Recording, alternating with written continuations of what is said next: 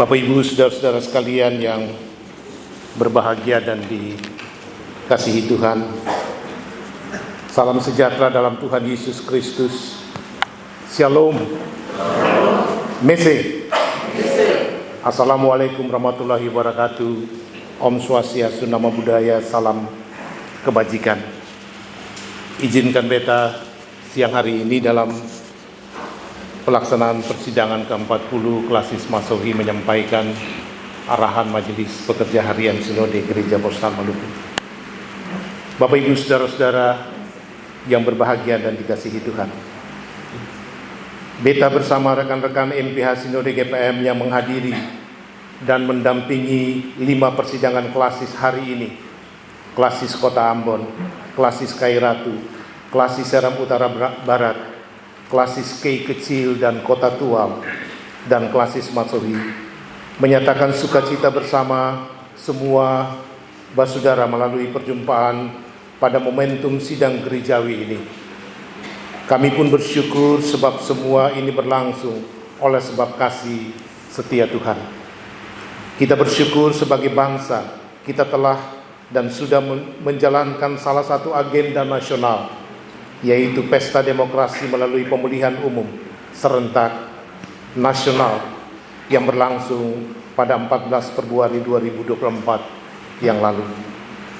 Dan kita mensyukuri segala hasilnya yang akan membentuk pemerintahan baru Indonesia ke depan. Mari kita mendoakan masa depan Indonesia yang adil, makmur, sejahtera, bersendikan Pancasila dan Undang-Undang Dasar Negara Republik Indonesia 1945. Dalam rasa syukur itu, perkenankanlah kami menyampaikan dan menyatakan hormat kami dalam kasih kepada penjabat Bupati Maluku Tengah, dalam hal ini dihadiri oleh Pak Pelaksana Tugas Sekretaris Daerah, anggota MPH Sinode GPM, Penatua Dr. Nyonya Betty Sahartian, yang bersama-sama rekan-rekan teman-teman staf MPH yang berkenan hadir, Sekretaris Sekde PIPK Pendeta Kris Lawalata yang melayani kebaktian pembukaan, Bendahara Sinode GPM Pendeta Max Syauta, Direktur Percetakan Gereja Postal Maluku, Anak Negeri Waraka Pendeta Yopi Lailosa, Forum Koordinasi Pimpinan Daerah Kabupaten Maluku Tengah, pimpinan dan anggota DPRD Kabupaten Maluku Tengah, Majelis Pekerja Klasis GPM Masohi, semua staf dan badan pembantu, tim-tim kerja, panitia pelaksana kegiatan-kegiatan tingkat klasis, pimpinan OPD Kabupaten Maluku Tengah yang berkenan hadir, pimpinan kecamatan dan Forkop Pincam yang berkenan hadir pada pembukaan persidangan ini, rekan-rekan pimpinan umat beragama yang berkenan hadir, Ketua Majelis Jemaat, Pendeta Jemaat, dan Majelis Jemaat seklasis GPM Masohi, pengurus Angkatan Muda Gereja Postal Maluku Daerah Masohi, para raja dan saniri negeri yang berkenan hadir, Upu Lailosa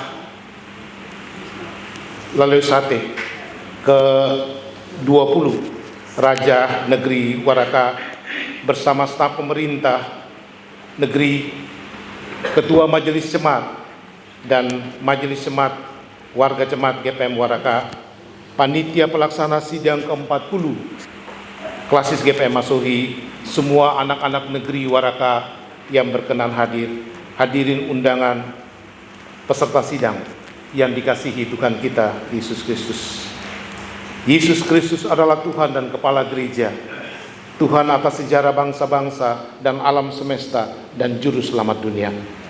Demikian pengakuan iman GPM sebagaimana tertulis dalam bab 3 pasal 7 Tata Gereja Protestan Maluku. Oleh pengakuan itulah GPM bersama-sama gereja di dunia menjalankan tugas misi Allah di muka bumi, melanjutkan karya Kristus dan rasul-rasulnya kepada umat manusia, personal dan komunal, serta ciptaan Tuhan lain sebagai sesama anggota rumah tangga Allah.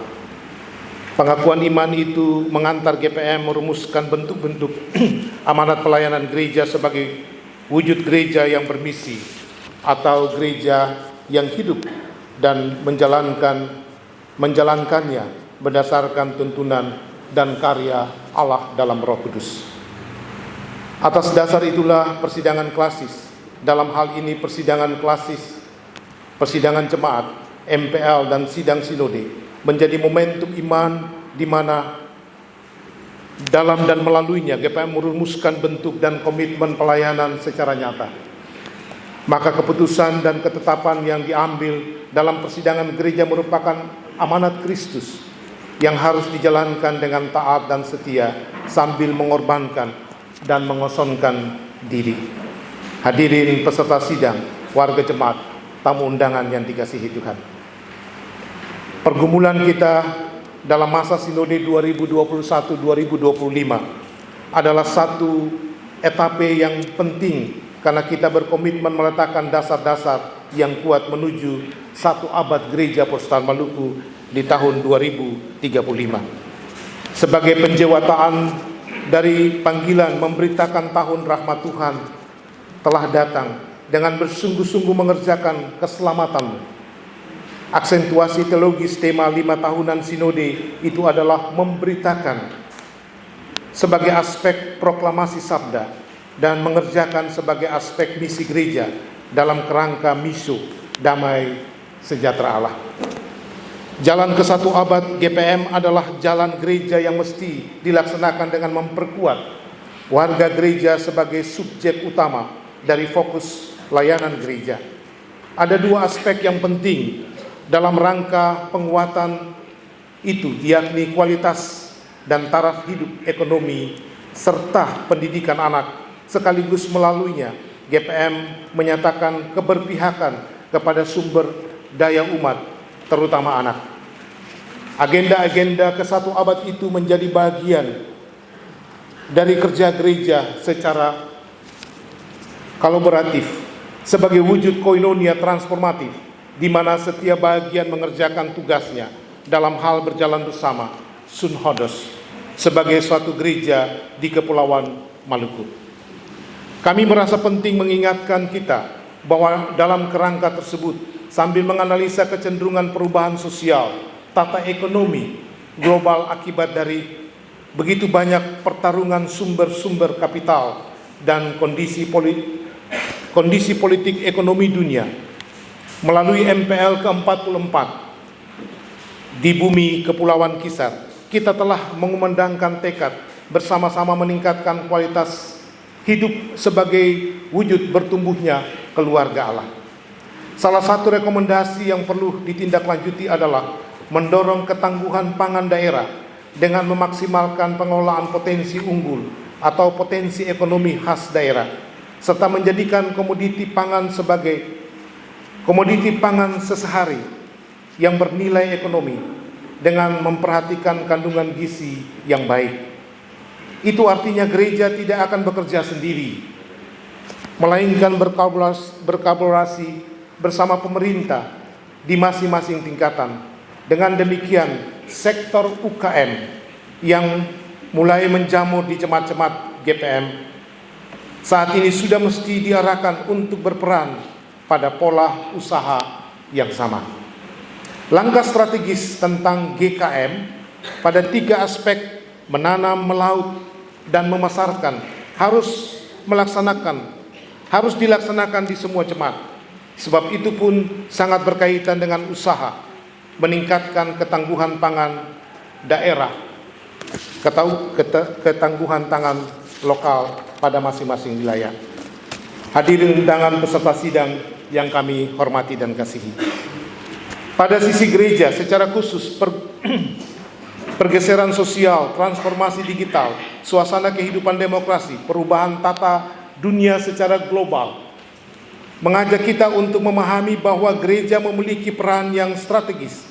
Karena itu, para pelayan mesti memahami beberapa hal sebagai berikut. Pertama, memperkuat nilai-nilai kemanusiaan dan ke sosial dalam masyarakat agar kita tidak menjadi komunitas yang eksklusif dan mementingkan diri sendiri. Moral individu sedang ditawarkan dunia saat ini melalui transformasi digital.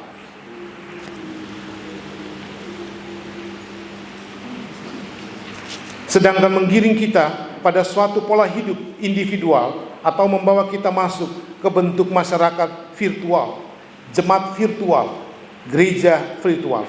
Padahal manusia memerlukan keakraban, perjumpaan langsung, komunikasi langsung untuk mengisi kekosongan batinnya. Kedua, teologi gereja harus bisa menjawab mengapa koinonia, diakonia dan marturia itu mesti memerlukan perjumpaan langsung antar manusia.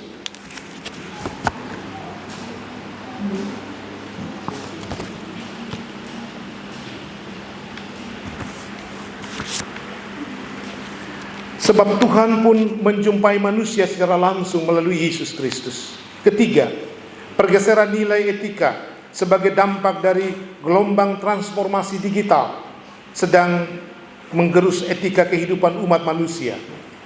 Ketika jemaat asyik mengoperasikan HP dalam ibadah, atau anggota keluarga sibuk dengan HP masing-masing, maka ada nilai etika yang bergeser, sehingga gereja harus mampu memperkuat basis nilai etika itu kembali.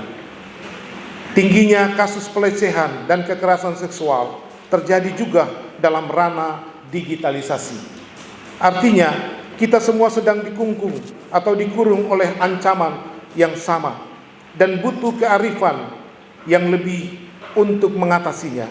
Manusia harus mengendalikan laju perubahan itu dengan tetap memperkuat fondasi nilai dan etika yang bagi gereja berbasis pula pada budaya, ajaran-ajaran yang alkitabiah. Mengapa binakal penting? Karena ancaman-ancaman itu kini ada di tengah dan pada diri kita sendiri.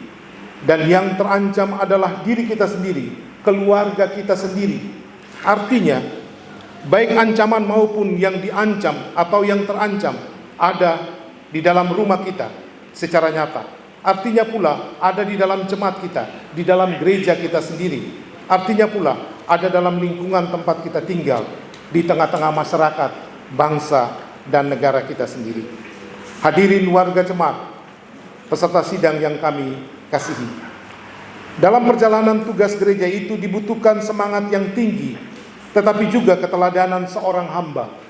Semangat itu diperlukan sebab tugas ini kita terima dari Yesus Kristus dan kita melayani jemaat di hamparan kepulauan Maluku, Provinsi Maluku dan Maluku Utara, sambil yakin bahwa lautan adalah tangan Tuhan yang memeluk dan menyatukan semua pulau dan rakyatnya. Kepulauan itu syarat tantangan di darat, di kota, di desa, di gunung, di hutan membiru, jalan mendaki, jalan menurun lembah, tantangan di laut, di selat, di kepala air, teluk, samudra, tantangan di udara pada angin, hujan, dan panas. Tantangan pada berbagai moda transportasi, kelangkaan bahan bakar, kehabisan bekal dalam perjalanan, tantangan di kota pada hilir mudik kendaraan, tantangan di masyarakat dalam relasi dengan sesama, dinamika hubungan dengan pemerintah dan stakeholder lainnya, tantangan di media sosial, platform digital, dan lainnya, tantangan berbangsa bernegara, dan dalam pergaulan global di dunia saat ini.